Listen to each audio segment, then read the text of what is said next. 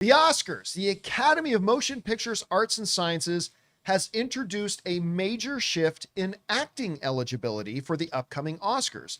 Now, the rules are going to allow actors to receive multiple nominations in the same category. Now, before, an actor could only be nominated once per category, such as Best Actor or Best Supporting Actor. Now, they could be nominated in both categories, but they couldn't be nominated in the same category twice. This update to the rules brings the acting branch in line with other categories such as directing and cinematography, where nominees can be nominated in multiple times in the same category. Now, also, in a proactive move to protect the integrity of human performances, the Academy has also established strict guidelines regarding the use of generative AI.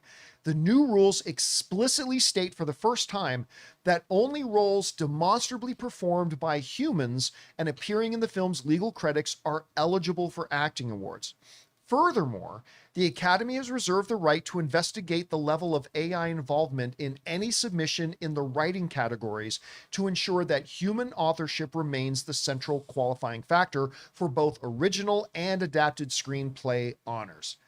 Rob, you go back, I think, what was it, 2006, when Leonardo DiCaprio was in both The Departed and Blood Diamond, and a lot of people thought he should have been nominated for Best Actor twice. Instead, for The Departed, they moved him to supporting category, which was ridiculous, and ran him for Best Actor in that. They don't have to worry about that anymore. Actors are now allowed to do that. You can be nominated for Best Supporting Actor twice. You can be nominated for Best Lead Actor twice. But also the AI stuff.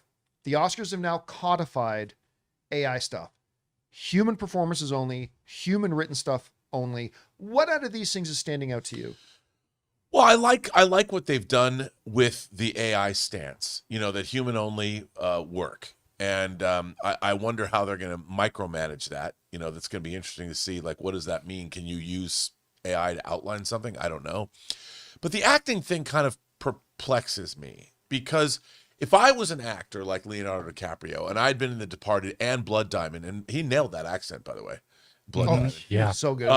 Jaimon Hansu's in that one too. Yeah, great. I like Blood Diamond a lot, but I wouldn't want to split my own votes.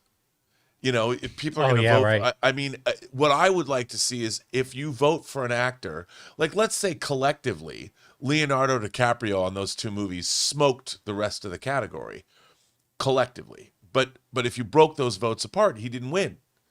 But together he did. I would be like, well, that's kind of a bummer. Like, people thought he delivered the great performances, but he didn't have enough votes in either category to win the category. I think that could be a danger. But isn't it true too, though? Like, let's take those two movies. Yeah. Let's say that you thought his performance in Blood Diamond was the best performance of the year. Sure. But you thought his performance, let's say the rules were different back then and he was nominated twice in the same category, but you thought his performance in, I just named it, The Departed, was only the fourth best performance of the year. If he wasn't nominated for Blood Diamond, or if you weren't going to vote for him for Blood Diamond, you wouldn't necessarily have taken your vote for Departed and given it to Blood Diamond, right? Like, you would have just given it to what you thought the next best performance was. That's true. In theory, right? Theory, that's true. That's true. But if the same actor gets nominated for two movies, I'd be like, well, that actor's versatile and amazing. He should win an Academy Award, even though. But you don't. That's the interesting thing about the award, though, right? You're not actually giving it to the best actor of the year. I know. You're giving it to the actor who gave the best performance in one particular movie. Yeah, that's why I think I would. So would it split? Do you think it would split the vote? I think it would. I wouldn't want. I mean, it might not split the vote, because I think that The Departed, being directed by Martin Scorsese, probably had a little bit more. Did Ed Zwick direct Blood Diamond? Oh, I don't remember. But I think the movie has more prestige to it. I mean, not to diss Blood Diamond, because I quite enjoyed it. I own it. I own both of those movies. But I do think that there should only be one actor. I don't like it when actors compete against themselves in a category. That's weird. Well, the flip side of that argument could be like, well, that's not fair, because now there's only a select amount that we can have of nominations, and Leo took 2 of them. How many is it? 5, or how many can be nominated each time? 5. Yeah. So now that only leaves 3. So he has a, But I would say then that's your own damn fault for not being That's better right. in your Don't movie. suck, and then you'll win. I mean, listen. To me, it's like saying, how do I put this? Yes, okay, I'll put it this way. If Timothée Chalamet, let's say that A Complete Unknown came out this year, okay, and we've got Dune 3 coming out. Yeah. If Timothée Chalamet legitimately gives a top 5 performance in both of those movies, And never mention the ballet. and then never talks about the place of ballet in our society today, stays far away from that, then I think he's earned to have 2 nomination spots.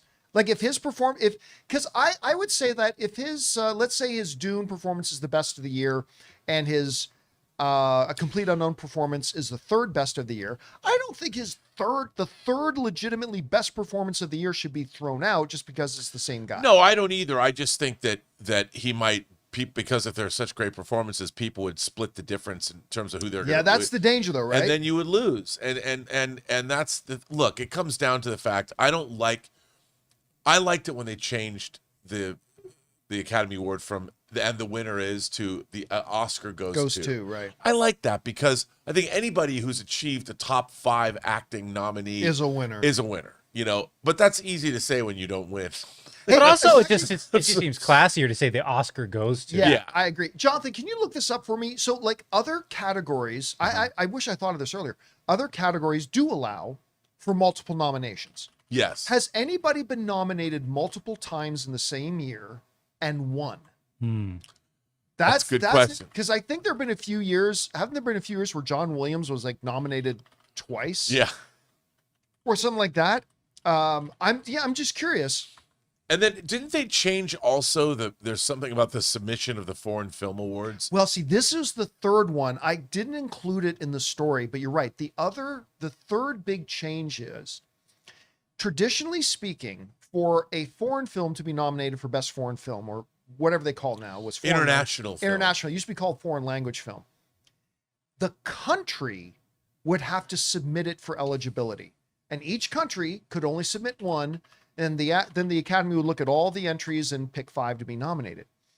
They've changed that now to, yes, you're eligible if your country submits you, but also you're eligible if your country doesn't submit you, but you win one of the qualifying major film festival awards.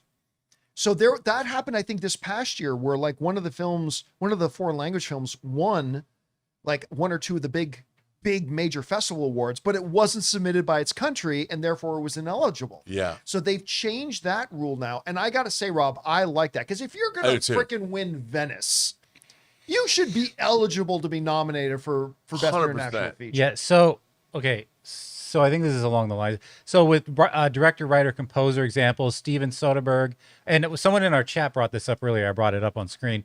Nominated for Best Director for both Traffic, and Aaron Brockovich won for Traffic. Okay, so it didn't split the vote. John Williams has competed against himself 8 times in Best Original Score. I'm sorry, 8 times? He's competed against himself. Wow. John Williams was nominated for Best Score twice in the same year. 8 times. 8 times. Which is insane. That's he won for crazy. Star Wars, but was also nominated for Close Encounters. So there's been other. So, okay, so there's an example of a guy being nominated twice and still Just winning regardless. lapping everybody. John Williams, yeah, like that's like I don't even want to hear. Like, listen, I get it. There are some great composers out there, absolutely. I don't want to hear any talk about anybody other than John Williams. There needs to be like a coach. special John Williams category, like in honor of him someday. I think he should have his own branch of the Academy, to be honest with you. Just rename the music branch of the Academy the John Williams branch. That's 8 times nominated twice in the same year. That is stupid. Anyway, guys, question is for you. What do you think about this? The Oscars made some big changes, including to the acting categories. to restricting AI, which I think a lot of people have been wanting them to put down in writing, and also for international film qualifications. What do you like about them? Is there anything you don't like about it? Whatever you guys think, jump down to the comment section below and let us know your thoughts. Hey guys, thanks so much for watching this video. Make sure you like the video, leave a comment, and subscribe to our channel. And don't forget, we have a daily podcast called the John Campea Show Podcast, available on Apple Podcasts, Spotify, or your favorite podcasting app of choice. Go and subscribe to it today so it'll be there when you need it.